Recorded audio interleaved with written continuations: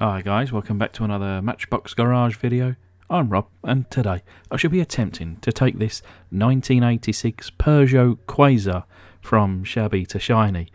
Now this one, this is my 200th Matchbox Garage video, and I was supposed to do a a Matchbox Garage tour and Q&A, which I will do, I promise. But we had a bit of a bad day. We were broken into, and one of our cars was stolen. So a lot of our day was kind of doing other things and concentrating on other things, as I'm sure you can imagine. And my wife's now gone to bed, children are in bed, and I've kind of come up and I've done a little quickie really with this one. It's a funky looking car, and I wanted to do a bit of a funky looking design on it today. But yeah, we'll start by drilling down the centre of that post. Just one on this car. Remove the flange. And tap the hole. Please do remember to lubricate the end of your piece. You do not want to snap that. But here's a little car here. If the video does reach 2,000 likes, it will be given away. But as you can see underneath here, it reads Matchbox 1986 Peugeot Quasar. And I wanted to do a little bit of my aim was to do like a bit of a futuristic paint job. I was going to consider doing the chameleon paint job or a candy, and that's what I went with today, is with a candy. And it didn't go exactly to plan. But I don't know, I think it's got kind of quite a cool effect to it, and I hope you agree. I believe it may be a little bit controversial at the end, but hey, they're all practices. We're all learning together what does work, what doesn't work, and we don't need to do it again. But anyway, taking this one apart, you got the large interior piece, a little bit of the headlight broken off, but we'll fix that later on. And then just taking off those wheels there, putting them into the parts box, and just grabbing these two pieces for the caustic soda. So into my foot-long hot dog jar, enough to cover the casting with not boiling water today, but probably 80% there. And then a tablespoon of caustic soda.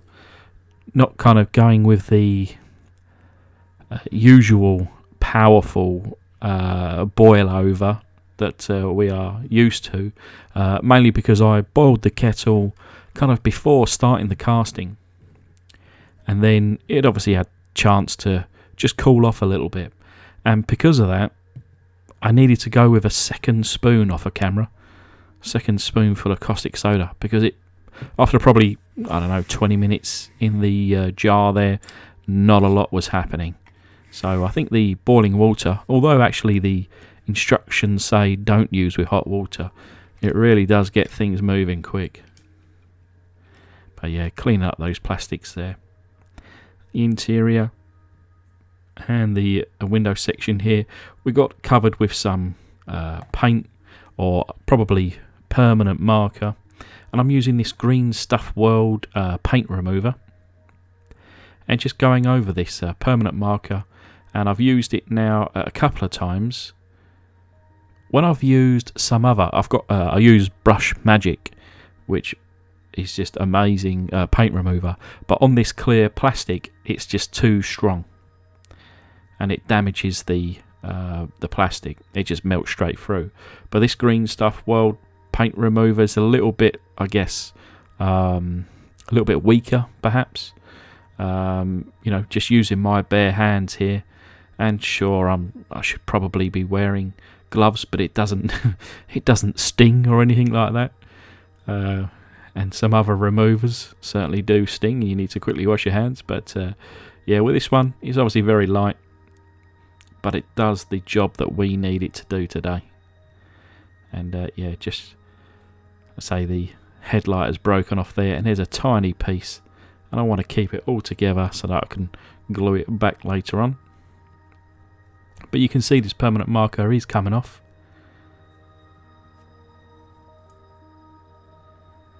And there's a little bit here. This was just I guess a bit of or an experiment to see whether this stuff pulled off the chrome. And there's a little bit of blue paint there, or blue pen, and it does pull that off, not a problem. But yeah, after leaving it for a little while, it doesn't affect the chrome finish on that. But yeah, we got the window section here. I have buffed it out a little bit. There was a few little minor scuffs in there, so we've taken a few of those out. And obviously I've glued back the window or the light section on the front, and it'll be getting the Pledge Revive It floor polish treatment. And I'm just going to cover the window section with this here, leaving the headlights out, mainly because they just didn't fit, but I'll be chroming those out later on, so no worries if they did get a little bit of dust on them. And yeah, so like I say, this has probably had half an hour. You know, it's very cool to the touch here, and it has had the second tablespoon. But if you look at that, how long has that been? 3 seconds was that? And the chrome paint had come off of that interior. And yeah, within 30 seconds I'd washed it down the sink. Didn't want to leave it in for too long, just in case it started to melt the plastic. Even though it was very cool, of course the caustic solution is it's not an acid, it's an alkali. So yeah, you don't want to stick your finger in it anyway, even if it has cooled off. But yeah, just cleaning up the water there from cleaning it up. And I'm going to use my Tack Life rotary tool to buff this up a little bit.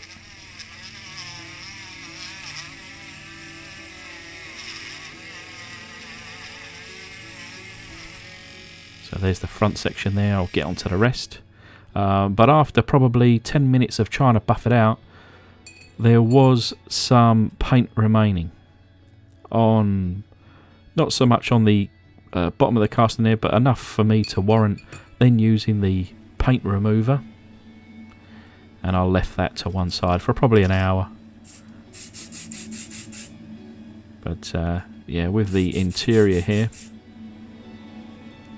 having removed the chrome, I could have left it in the chrome, but I like this satin silver finish. And on top of this I can add a few different colours to highlight and detail out the interior and engine section there. So here it is, about probably an hour later, and after using the Green Stuff World paint remover, it did the trick to pull off the final bit of paint. And then I gave it another spruce up with the Tack Life.